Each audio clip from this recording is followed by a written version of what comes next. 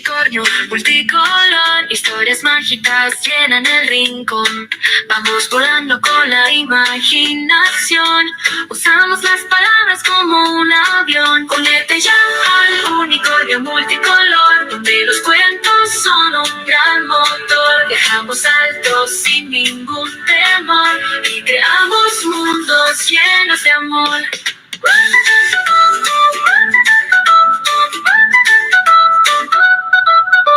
Un libro abre puertas a otro lugar. Princesas, dragones te harán soñar. Con manualidades vamos a jugar.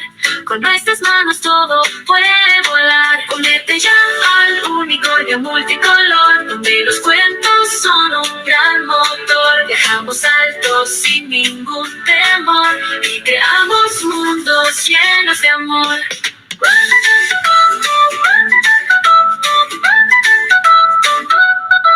Hagamos colores con papel y cartón. Corta y pega estrellas es pura diversión. Un lápiz es magia, un pincel es canción. Y juntos escribimos una nueva emoción. Únete ya al unicornio multicolor, donde los cuentos son un gran motor. Viajamos altos sin ningún temor y creamos mundos llenos de amor.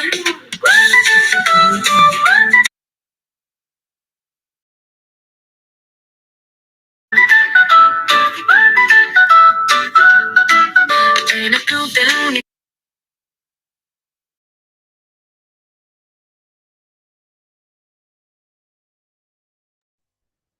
Muy buenas noches. Con todas las personas que semana a semana nos acompañan en este espacio del Club de Lectura Unicornio Multicolor. Tenemos la alegría de que comparta con nosotros su experiencia de vida Paola Valencia, comunicadora de profesión, atleta de corazón. Define su vida a través del movimiento y el impacto positivo. Con más de una década de experiencia transformando marcas y creando comunidades a través del marketing estratégico, encuentra su equilibrio perfecto en los senderos de montaña. Como runner de medias distancia, ve en cada kilómetro una metáfora de la vida, un viaje de conciencia, superación y disfrute pleno del presente. Hoy llega a nuestro club, gracias por haber aceptado esta invitación, para compartir cómo entrelaza su mente profesional y su espíritu deportivo en una sola filosofía de vida. Así que bienvenida, Paola.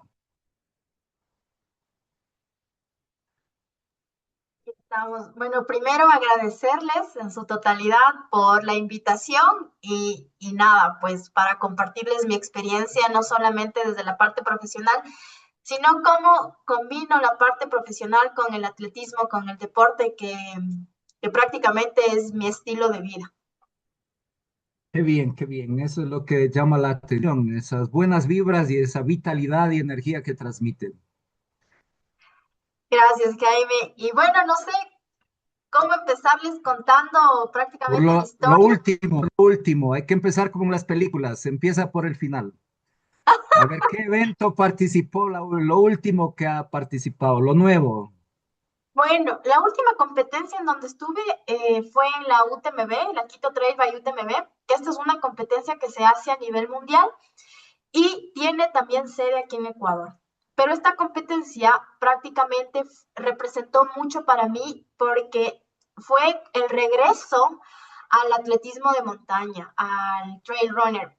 Yo tuve un accidente hace un año y prácticamente en este accidente yo tuve una discapacidad temporal, me quedé sin caminar y prácticamente, como lo digo, todo fue cortado en su totalidad. Y volver a competir en montaña, volver a correr nuevamente, para mí representó algo magnífico. Entonces, esta fue mi última competencia, mi primera, por decirlo, después del accidente y la última que haré del año porque ya el próximo año ya me prepararé para otras más. Ya, muy bien, muy bien.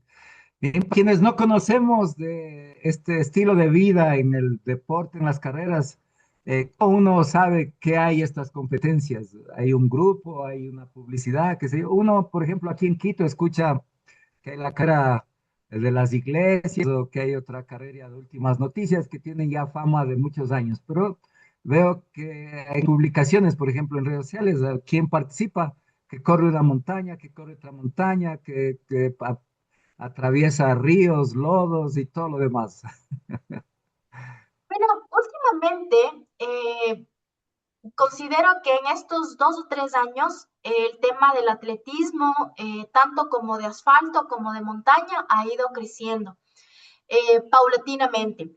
Sobre todo en este año, 2026, ha tenido un boom desde mi perspectiva y ha habido mucha publicidad con relación al tema de competencias en redes sociales, pero también ha incrementado el tema de los grupos. Hay grupos de atletismo dedicados para asfalto, hay grupos híbridos que son asfalto y montaña, y hay, por decirlo, de todos precios. Usted puede encontrar grupos que son gratuitos, comunidades gratuitas, como hay grupos ya especializados en donde te cobran un rubro para que tú puedas ir ascendiendo o teniendo un poco más de técnica con relación a las actividades que tú realices tanto en asfalto como en montaña. Lo que sí es muy importante decir es que estas actividades deportivas sí merecen o sí necesitan iniciarse también de manera paulatina, porque tenemos muchas distancias, pero al ser ejercicios o exigentes, sí necesitan una preparación, tanto como de fortalecimiento como cardiovascular. Entiendo también que necesita una buena alimentación. El tema de la alimentación sí es un factor muy importante, sobre todo porque son deportes de impacto. Entonces, y también al ser deportes de impacto, sufren mucho las rodillas. Entonces, el tema de alimentación siempre va complementado con el tema de fortalecimiento, el tema muscular. Entonces, una buena alimentación y un buen fortalecimiento creo que son las claves como para ser corredores tanto de 1 kilómetro como de largas distancias en asfalto, en montaña, y poder hacer lo que a uno le gusta o empezar en este maravilloso mundo. Muy bien. Ahora vamos a los inicios. A los inicios. ¿Cuándo se empezó en esto? Hacer Wow. memoria. Bueno, yo tengo que ser muy sincera. En mi casa, mi madre siempre ha estado metiéndonos a mi hermana y a mí en el tema deportivo desde pequeñitas.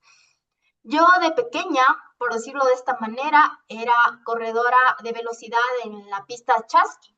Entonces mi mami nos mandaba ya, nos llevaba a los cursos vacacionales, nos enviaba, mi hermana en cambio fue gimnasta olímpica, entonces siempre hemos estado involucrados en el tema del deporte. Si bien es cierto, yo he sido una persona, gracias también al apoyo, igual como reitero, de mi mami, he estado involucrada yo en muchos deportes, de hecho, escalada deportiva, atletismo de velocidad, posterior hice deportes de contacto, fui seleccionada de Pichincha en deportes de contacto, y después de eso dejo los deportes de contacto y me paso al tema nuevamente del atletismo y a natación en aguas abiertas. Entonces, el deporte ha sido prácticamente parte de mi vida, desde la escuela, desde el jardín, luego el tema de la universidad, en donde toda la universidad estuve haciendo deportes de contacto, y después dejo los deportes de contacto por dos lesiones que tuve, y voy a México y conozco todo el tema del triatlón. Y en México justo me toma el tema de la pandemia, entonces las únicas cosas que podíamos hacer nosotros allá era correr o nadar o ciclar. Entonces, ya regreso acá al Ecuador nuevamente y también me topo con la nueva realidad que las únicas cosas que se podía hacer en espacios abiertos era correr, nadar o ciclar. Y me dedico a estos tres deportes, pero me apego mucho más de nuevo al atletismo y después a la natación. Entonces, esos eran mis dos deportes base. Y así, básicamente, como digo, desde pequeña he estado inmiscuida en el tema de los deportes, desde chiquita, en los chasques. Muy bien, muy bien. Ahora cuéntenos los logros, los triunfos, y después nos contará las dificultades y todo. Primero vamos con los logros. Ya ¿Quién alguna, creyera? alguna cosa nos dijo ya, de que había ganado algo. Sí, ¿quién quién creyera que en el tema de en el tema de atletismo, hay tanta competencia que sí se me ha sido como que muy difícil tener como que logros de podio. Pero en el tema de deportes de contacto, sí tuve algunos podios, tanto a nivel de Pichincha y también en el circuito cerrado que tenemos. Ahí fui campeona provincial en kickboxing, también fui campeona en Thai y en Jiu-Jitsu también estuve en tercer lugar, tanto en el provincial, en Jiu-Jitsu, ahí en mi categoría que era el gallo, categoría gallo. Y posterior a eso, en aguas abiertas, he estado entre las 5 mejores en nadadoras de San Pablo. Uh -huh. Bien. ¿Cuántas veces ha cruzado San Pablo? Años San atrás, Pablo, sobrinas cruzaron también San Pablo. San Pablo, para serlo sincera, he cruzado 2 veces, No. pero San Pablo tiene una magia que siempre llama la atención y tal vez sus sobrinas podrán darme la razón, es que tienen varias temperaturas en San Pablo y Corrientes que una ni siquiera sabe que va a toparse nuevamente. Entonces, San Pablo siempre tiene una experiencia nueva para cruzarse, una experiencia nueva que contar en cada cruce. Muy bien. Me llamó la atención que cuando llegaron ahí tenían una fogata encendida. Es que eso es lo que digo, ¿quién creyera? Y claro, o sea, uno cuando ya empieza a hacer la técnica de aguas abiertas, San Pablo tiene, como decía, muchas corrientes y muchas temperaturas, y cuando tú ya te acoplas a una, resulta que en la mitad ya tienes otra temperatura y nuevamente tienes que hacer que tu cuerpo se acople a esa temperatura. Y claro, hay una anécdota que tengo en un cruce de San Pablo, es que yo llegué ya a la meta y me colgué había un palo, por decirlo de esta manera. Me quedé estancada en ese palo ya cruzando la meta y claro, las personas de la Cruz Roja y mi hermana que estaba ahí me decía, pero ya está, yo le decía, no, yo necesito quedarme aquí, o sea, tranquila aún, hasta poder acoplarme a la nueva temperatura que era salir, o sea, porque en la parte de afuera las aguas de la laguna se vuelven más heladas y el choque de lo que está helado el agua y el choque de lo que está helado afuera, o sea, necesitaba como que acoplarme para ver, para poder salir tranquilamente. Y tal vez una de las cosas puede ser ilógico, yo siempre digo que en algún momento se me va a aparecer algún monstruo del lago de San Pablo, porque las algas parecen monstruos, dragones, no sé, hago esa analogía con las algas. La imaginación, ¿verdad? Que Yo tiene creo. muy bien. Bien. Vamos haciendo analogías, ¿no? Y luego también nos contaba que trabaja en el marketing. Bueno, entonces, la imaginación, ¿qué hace la mente mientras uno va corriendo? Uh, Uno Imaginando. puede, cuando uno va corriendo, cuando uno va nadando, creo que se hace una retrospectiva de la vida y siempre termina con alguna nueva conclusión de alguna cosa que ha pasado o tal vez de algún cambio que uno tiene. Yo me acuerdo que en una competencia, en la Otavalo Trail, que corrí 35 kilómetros antes de mi accidente, eh, esta competencia había cambiado la ruta y la ruta tenía como que una vuelta en U que nos hacía nuevamente volver a subir parte del corazón. Y creo que una de las cosas más fuertes que yo tuve en esa competencia es retarme a mí misma a terminarla porque el corazón es como un cerro, pero muy empinado. Y Claro, la pensar que quebrada. ya lo subí, lo bajé y volver a subir nuevamente una parte del corazón, para mí fue un golpe tan fuerte y ver el corazón imponente también en las faldas, dije, o me retiro o continúo.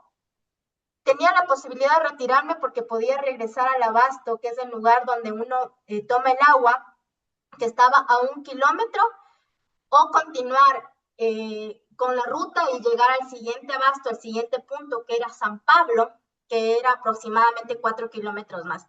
Y ahí juega tanto la mente, y yo decía, no, o sea, retirarme y haberme entrenado tanto, o continuar. Y ahí hago como una analogía de la vida, ¿no? Ahí a veces pasamos por problemas tan difíciles que solo tenemos la opción de seguir o rendirnos. Pero yo creo que la opción más valiente es continuar, enfrentar, porque, o sea, no hay más. Y la vida es así, uno tiene que seguir. No puede echarse para atrás solo para tomar impulso. Y esa es mi anécdota con el corazón, la verdad. Ah, bueno, el corazón del Imbabura lo he visto solo de lejos, nunca de cerca, así que En un momento le llevo, Jaime, para que vaya a caminar esos senderos conmigo. Yo encantada. sí, sí, sí, es uno de los atractivos de ahí de Imbabura, el corazón. Ujú. Y es bonito.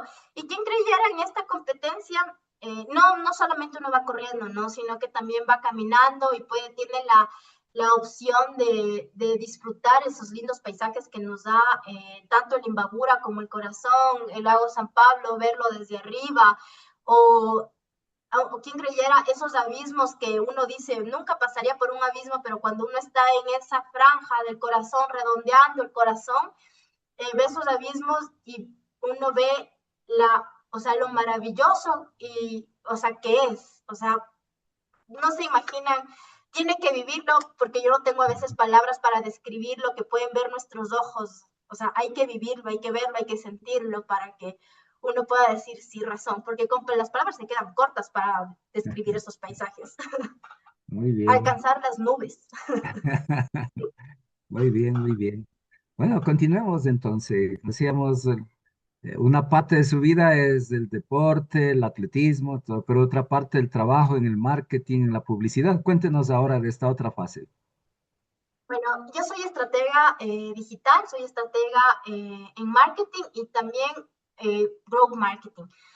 Y bueno, con relación al tema de lo profesional, como estratega prácticamente me encargo de que las empresas de una u otra manera formen sus estrategias tanto en comunicación, en marketing o en ventas para que puedan subir sus ingresos. O sea, también es una magia, también es un tema de pensar cuál es la necesidad que tiene cada empresa acorde a su nicho de mercado, acorde a su target, acorde a su público objetivo, o cuáles son las estrategias que está buscando dentro de las campañas, sobre todo. Entonces, el marketing también es toda una, o sea, todo un mundo que podríamos igual pasarnos hablando otro programa más.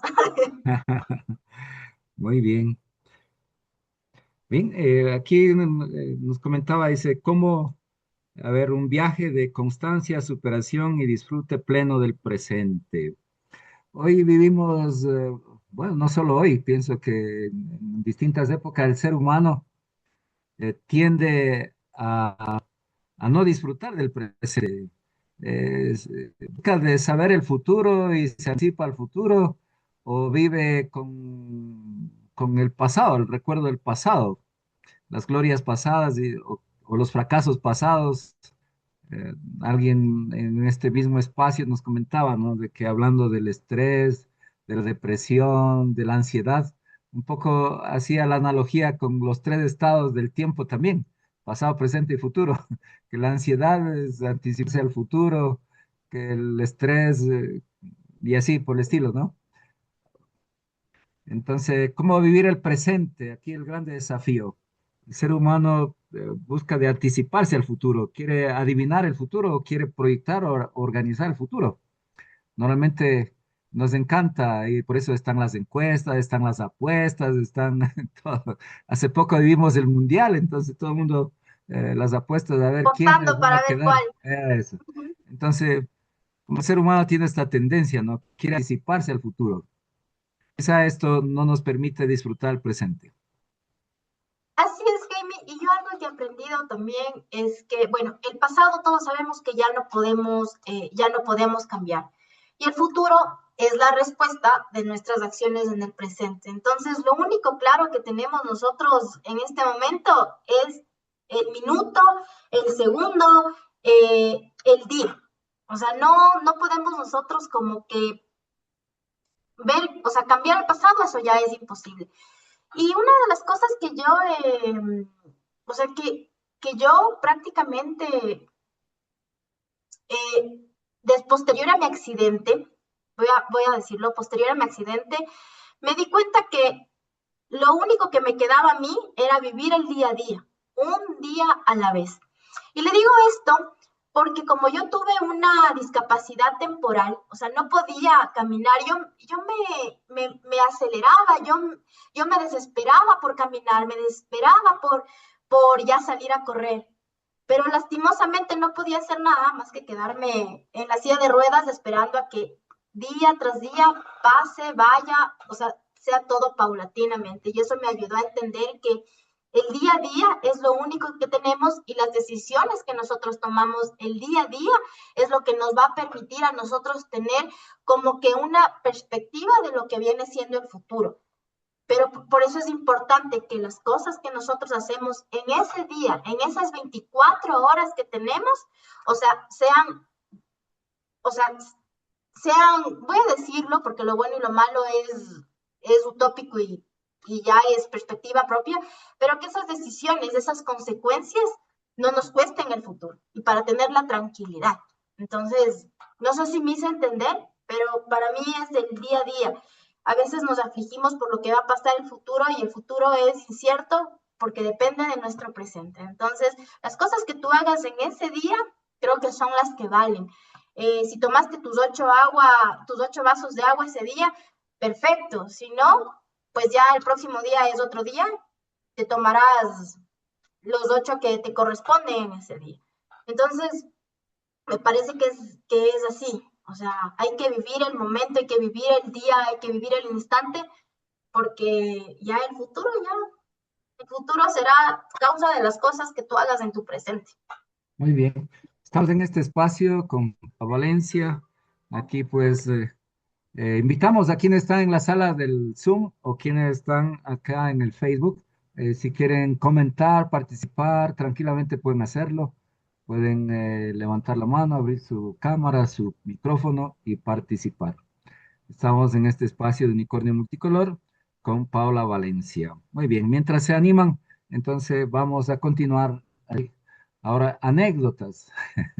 Anécdotas que nos pueda contar, sea en los deportes o sea en el trabajo. Yo tengo un montón de anécdotas. Empecemos con una a la vez. Ya. Luego,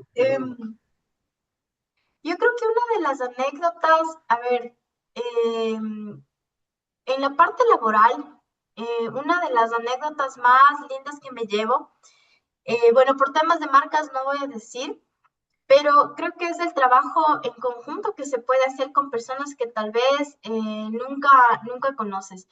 Hace unos años o sea, estuve a cargo de la implementación de una marca que venía desde el extranjero y justo ese día me tocaba a mí hacer el tema de todo el montaje de la activación. Y una de las anécdotas más bonitas es que el trabajo en equipo, así no conozcas a la otra persona, es la base para que todo se pueda dar. Justo ese día yo estaba a cargo del equipo de Guayaquil, estábamos aquí en Quito, yo no conocía al equipo de Guayaquil, y creo que lo más importante es que todos veníamos con esa idea, con ese chip de trabajar en equipo para que salga todo este tema y se nos había roto una parte de la activación BTL. Y si no hubiésemos todos estado sincronizados con la idea de que debíamos trabajar en equipo, seguramente no hubiésemos podido solventar el tema de poder nuevamente moldear, por decirlo de esta manera, la placa que nosotros teníamos, porque la activación fue en el Bicentenario. En el Bicentenario los vientos son tremendos y se nos rompe la placa y claro, ese rato todo el mundo a ver qué es lo que pasa y creo que el trabajo en equipo nos hizo tener como que la idea de ir a colocar piedras y cuerdas para que no se nos caiga la placa. Entonces, creo que esa fue una de las anécdotas más bonitas que tengo dentro de la parte laboral.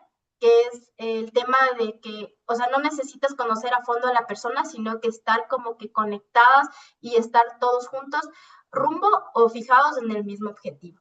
Y de ahí, yo creo que de la parte laboral, lo más bonito, indistintamente en donde uno trabaje o deje de trabajar, es el tema de las conexiones con las personas. O sea, a mí creo que todo lo laboral me ha dejado unas conexiones muy bonitas con las personas a quienes hasta ahora también me llevo un montón y tengo la oportunidad de conversar o de compartir anécdotas. Yo creo que eso es lo más lindo de la parte laboral, o sea, conocer a las personas, dialogar, verse en la calle y saludarte con un abrazo, con un beso. Creo que eso es lo más bonito que, de la parte laboral. Y desde el deporte tengo un montón. También tengo un montón. Bien, aquí tenemos una pregunta. Aquí hay una pregunta en el chat. ¿Qué motivador escucharte? ¿Quién es tu mayor inspiración en el deporte que practicas? Primera pregunta. Segunda, ¿cuántas horas a la semana entrenas? Tercera pregunta, ¿en qué piensas justo antes de salir o empezar tu prueba? Bueno, yo, a ver, vamos, les voy a ir respondiendo una por una. ¿Quién es mi mayor inspiración en el tema deportivo? Yo, aunque puede sonar como un cliché, yo admiro mucho a Jefferson Pérez y les voy a decir por qué. Si bien es cierto, fue nuestro primer medallista olímpico, pero con Jefferson Pérez yo tengo una anécdota, pero no una anécdota con él, sino que tengo una anécdota muy bonita con mi abuelita. ¿Y por qué digo esto? Porque yo me acuerdo que cuando ganó Jefferson Pérez la primera medalla en el 96, si no estoy mal, todos estuvimos viendo y mi abuelita me dice, ponte a practicar marcha conmigo. Y estuvimos en el hall con mi abuelita practicando marcha, desde la puerta del baño hasta la sala. Entonces, por eso yo cada vez que le veo a él, le veo hablar, bueno, antes competía obviamente, me inspira porque me trae ese recuerdo de perseverancia uno y también el recuerdo con mi abuelita. Y quería contarles algo.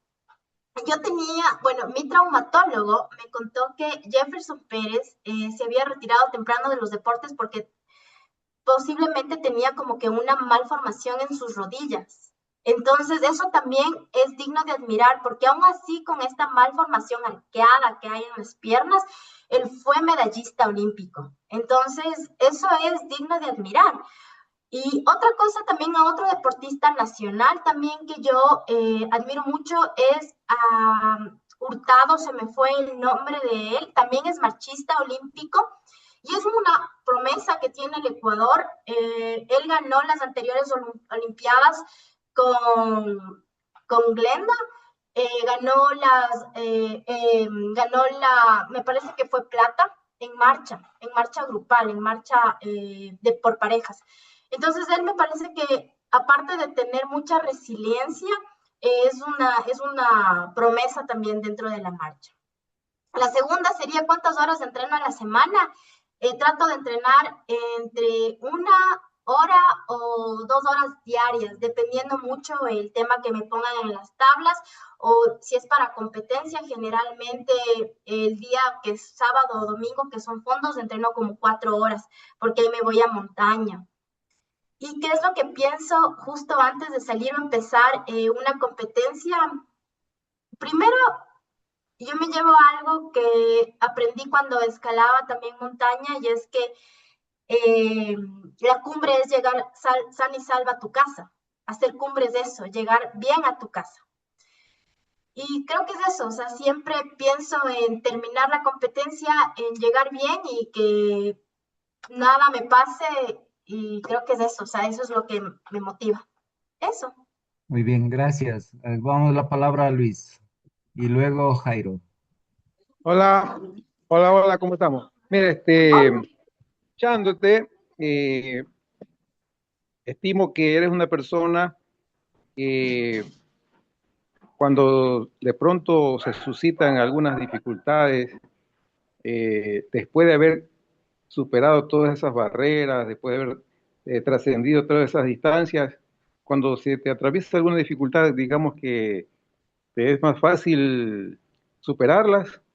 porque considero que de pronto tienes una madurez y una fortaleza producto de aquello. ¿Y qué le recomendarías a las personas que de pronto cuando se encuentran con una piedrita en el camino, chutica, lo ven como una gran frontera? Eso, gracias. Bueno, yo creo que el deporte te vuelve paciente. Paciente porque el deporte siempre, o sea, no es algo que el proceso no lo ves de la noche a la mañana, sino que prácticamente es prácticamente todo un camino para llegar a tu objetivo del año, a tu objetivo de vida. Y yo creo que cuando uno encuentra piedritas o piedrotas en el camino, eh, yo he llegado a pensar que todo tiene solución. Y lo único que no tiene solución es cuando Dios te dice, gracias, hasta aquí nomás llega tu ciclo de vida. Pero de ahí el resto, absolutamente todo tiene solución. Y yo creo que el deporte me ha enseñado eso, o sea, me ha enseñado paciencia, me ha enseñado perseverancia, me ha enseñado resiliencia con uno mismo. Uno no tiene que ser tampoco tan duro por los errores que puede cometer en ese momento. Uno tiene que también ser resiliente con uno mismo y entender y analizar por qué pasó y cuáles son las soluciones. Y como siempre digo, yo creo que la paciencia frente a cualquier adversidad es la mejor respuesta frente a cualquier cosa que nos toque pasar. Y no tomar decisiones con cabeza caliente, sino todo tiene que ser como que con cabeza fría, meditando, pensando cuáles son los pros y los contras de esas decisiones. Bien, gracias. Aquí leo otro comentario. Felicitaciones, Paola, porque vives el presente y lograste retos difíciles. Muy valiente porque no dejaste vencer a pesar de estar en una silla de ruedas. Adelante, Jairo. Me parece interesante el hecho de que y plenamente no lo había visto de esa forma, porque muchas veces uno es paciente hacia afuera con otro o resiliente con otro, ¿verdad? Porque generalmente uno a partir de eso, es a partir de la experiencia que otro te ha dejado, es que tienes que o perdonar o ser resiliente, pero tú en este momento me haces pensar en reflexionar sobre algo que es ser resiliente con uno mismo. Así es, porque yo, como digo, o sea, nosotros puertas afuera, creo que somos una sonrisa perfecta con el otro, ¿no? Pero ¿por qué no hacerlo con nosotros mismos? O sea, ¿por qué no ser pasivos? ¿Por qué no ser resilientes con uno mismo? ¿Por qué si perdono los errores del prójimo, si perdono los errores del resto, ¿por qué no me perdono también los errores que pude haber cometido? O no los voy a llamar errores, sino oportunidades de mejora propias que podemos, porque nosotros somos muy blandos con el otro, pero somos muy rigurosos con nosotros mismos y debería ser igual. O sea, si yo le trato bonito al otro, entonces tratémonos bonito también nosotros. Y eso va mucho más allá del amor propio, creo yo. ¿No te ha pasado que de pronto con alguien, conversando con alguien o pasando alguna situación, alguien dice, es que no me lo perdono? O sea, le sucedió algo que le hace decir, es que no me lo perdono, o sea, ¿cómo fue? ¿Por qué hice esto? Es verdad que muchas veces, a mí me pasó que he escuchado eso, ¿no? Es que no me lo perdono, o sea, entonces ahí viene lo que tú nos estás, por lo menos yo lo estoy revisando y mirándolo desde otra óptica, ¿no? El, el ser resiliente conmigo mismo, o sea, ser resiliente en casa. Sí, ser pacientes. También hay una cosa que también he aprendido y posterior, eso también, voy a decirlo, el accidente de tránsito a mí me cambió un montón en la perspectiva de vida. Y si con otros soy amable, también dentro de casa somos muy duros con las personas que siempre están apoyándonos y siempre las personas que van a estar con nosotros va a ser nuestra familia. Entonces, insisto, también hay que ser con uno mismo, pero también con las personas que están a nuestro alrededor incondicionalmente y esa puede ser tu padre, tu madre, tus hermanos o tu propia pareja. Entonces, a veces somos duros con ellos porque tenemos la confianza. Y eso también hay que cambiar el chip, o sea, hay que ser resiliente con esas personas y también con uno mismo. Y aquí voy una cosa para las personas que son creyentes. Yo soy muy creyente en Dios y digo, si Dios ya me perdonó, ¿por qué yo no me perdono? Entonces, eso también ha sido como que un lema que siempre he llevado. Eh, si Dios ya me perdonó X, Y, Z pecados, ¿por qué yo no me puedo perdonar de esos errores? Entonces, eso también me lo he llevado muy en la mente. Gracias. Jairo, lo hemos tenido practicando la paciencia. Adelante, Jairo, tiene la mano levantada. Hola, buenas noches con todos. Hola Paola. Bueno, Hola, Kai. todo lo que yo, bueno, en cambio yo me voy como que a otro punto, yo me voy a lo deportivo netamente, porque justamente lo que tú estabas hablando sobre que el trail running ha incrementado bastante, justo estoy haciendo mi tesis en base a eso.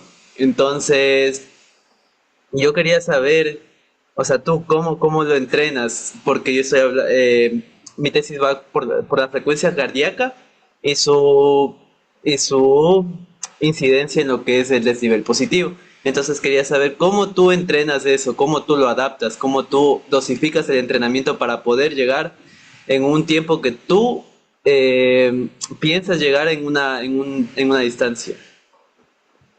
Ya, bueno, yo creo que el tema, bueno, primero, Jairo, felicitarte por la tesis que estás haciendo. No, yo que estoy metida en el deporte he visto que son muy pocas las personas que en realidad enfocan como que una tesis en deportes específicos.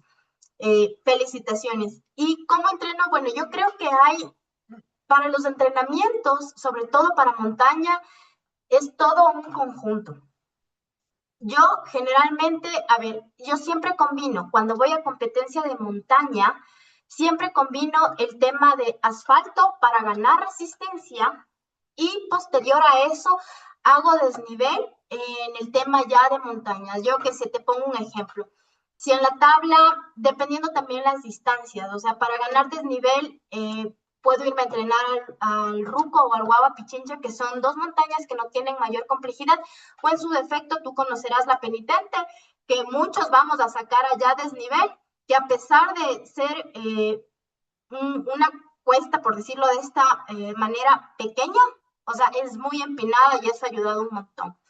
Entonces, ¿cómo yo lo adapto? Te lo vuelvo y te lo repito, o sea, gano resistencia en asfalto y posterior voy al tema de montaña. O sea, para mí eso me ha funcionado un montón porque si no tienes resistencia en asfalto es muy difícil, si no tienes velocidad tampoco en asfalto es muy difícil que en montaña puedas tú también lograr el tema de resistencia por más que te vayas y empieces a trepar cerros a lo loco. Me parece que todo es una estrategia y también el tema de ir subiendo los kilómetros acorde a las distancias que tú vas a hacer.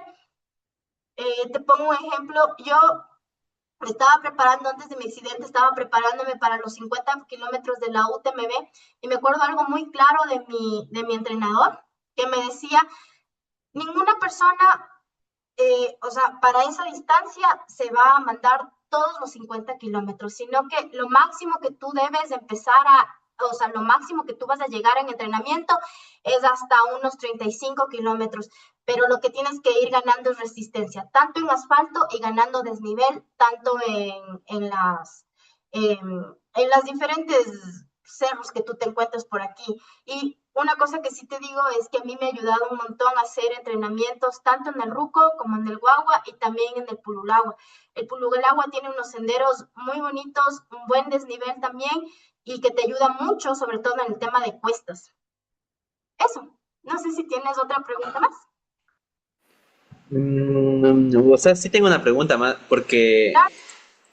bueno, mi tesis va enfocada en los corredores principiantes, por eso tú decías de que el trail running se ha expandido bastante, pero ellos no tienen la conciencia o el conocimiento para poder ellos entrenar o dosificar, porque ellos van a una carrera y dicen, una cuesta voy a subir con todo el corazón que tenga, y a la bajada ya están acabados. Entonces en eso va mi tesis, de que ellos sepan a qué frecuencia cardíaca deben subir tal desnivel para que puedan llegar a la meta en su tiempo destinado, o lo que quieren llegar. Entonces me parece muy interesante y que tú me digas sobre eso es full conocimiento para mí.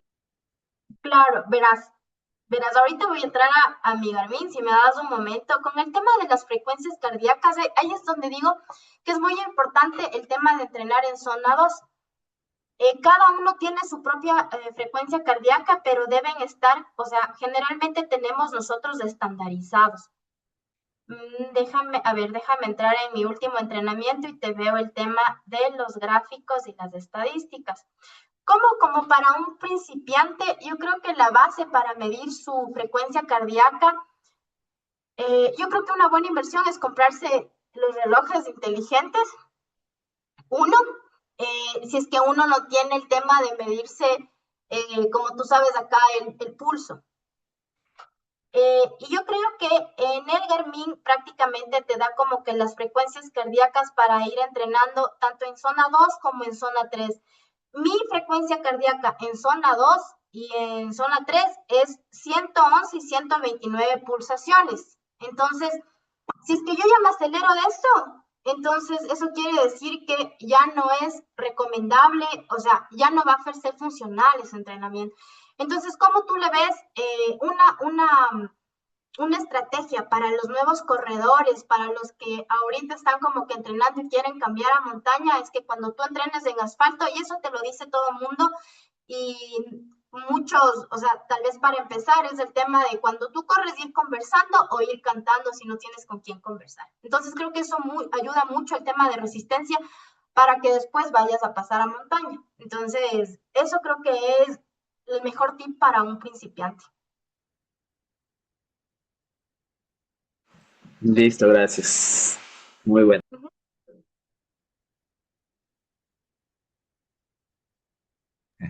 Perdón, tengo que apagar el micrófono. Gracias que han participado. Estamos en este espacio del Club de Lectura Unicornio Multicolor. El tiempo vuela. Gracias, Paula, por haber aceptado esta invitación. Como es un espacio de club de lectura, aquí la curiosidad viene, ¿qué lecturas? ¿Cómo te paras? ¿Con qué lecturas? ¿Cómo preparar Bueno, la mente? bueno, yo como siempre he dicho, no soy casi de lecturas mucho de lo que viene siendo fantasía o novelas, pero, o sea, por mi perfil profesional soy mucho de lecturas técnicas. Pero si usted a mí en algún momento me pregunta cuáles han sido las lecturas que más me han llegado, un montón. Primero, siempre salió en boga el tema de hábitos atómicos. Creo que eso a mí me ayudó. Y a pesar de que es un libro muy comercial, es un libro que te ayuda un montón como para crear literalmente hábitos, y hábitos, cositas muy pequeñas. O sea, empezar desde cero, a una persona que no ha tenido como que la constancia necesaria, me parece que Hábitos Atómicos ha sido uno de los libros eh, claves o sea, para mí, uno, y segundo, creo que lo recomiendo a todo el mundo. Y uno de los libros que a mí me ha llamado mucho la atención es Los Borgia. ¿Y por qué digo esto? Porque este libro a mí me ayudó un montón y siempre me lo vuelvo a leer cuando estoy pensando en el tema de estrategia. Sobre todo más allá de la trama que hay el entre toda la monarquía española de esa época, son las estrategias que tú puedes sacar aplicables ya tanto para la profesión. O sea, cómo persuades, cómo traes cosas a tu favor o cómo por malas decisiones también puede alborotarse el avispero. Claro. Muy bien. Muchísimas gracias. Muy bien, entonces, recta final, una conclusión. ¿Qué nos puede recomendar a quienes participamos, tanto para la vida como para motivarnos para hacer ejercicio? Jaime, perdón un Ah, momentito, Luis quiere intervenir. Adelante, una Luis, última adelante, pregunta. Luis.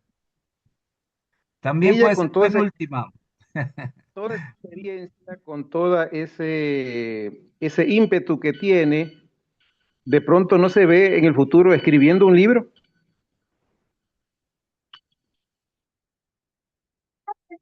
Sí, pensado, sí quisiera escribir como que un libro, pero, ay, mi vida ya es un libro abierto, ¿no? Algo,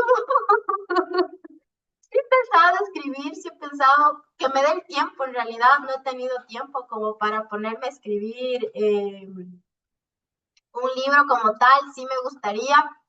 Eh, y ahí me acuerdo una cosa que me dijo una vez un tío muy querido, que me decía, hay tres cosas que una persona tiene que hacer en su vida. Escribir un libro, sembrar un árbol y escoger bien a la persona que tiene a su lado o su profesión. Entonces, ya he sembrado árboles y me faltan las dos. La profesión también ya la elegí. Me falta, creo que la persona adecuada para tener en mi vida, porque es la que se va a quedar conmigo y me va a acompañar. Y creo que escribir un libro, pero estoy en esas. Muy bien, aquí la sugerencia, Angie. Memoria en las montañas, ya tiene el título.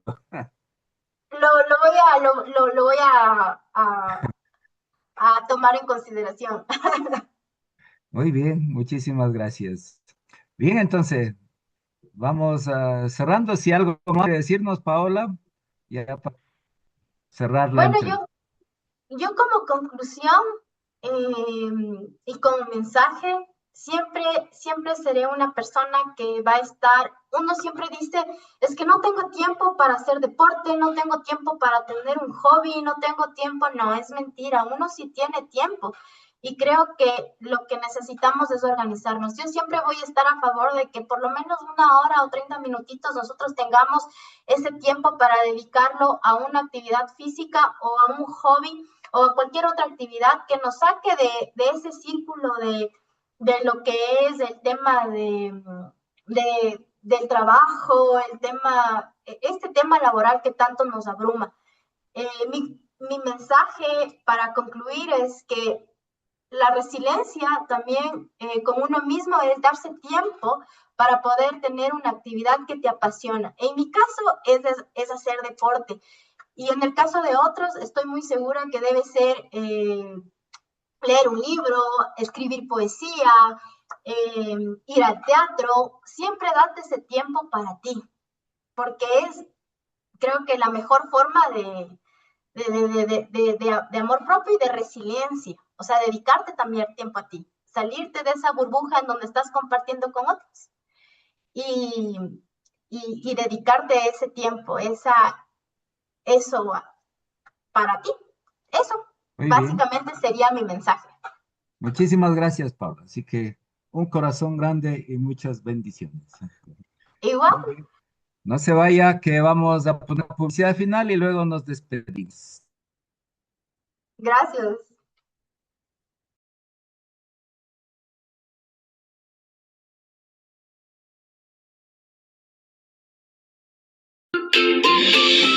Érase una vez en el aula, libros que saben volar, un dragón pintando en el techo, hadas listas para jugar, páginas que abren un mundo, barcos de papel y algodón, en cada renglón una llave para entrar al corazón.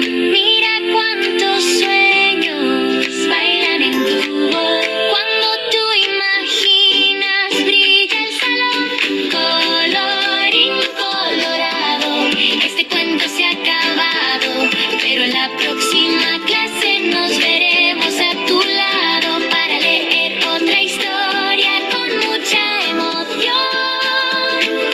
Nuestras clases tienen color, aventuras, fantasía y amor. Duendes.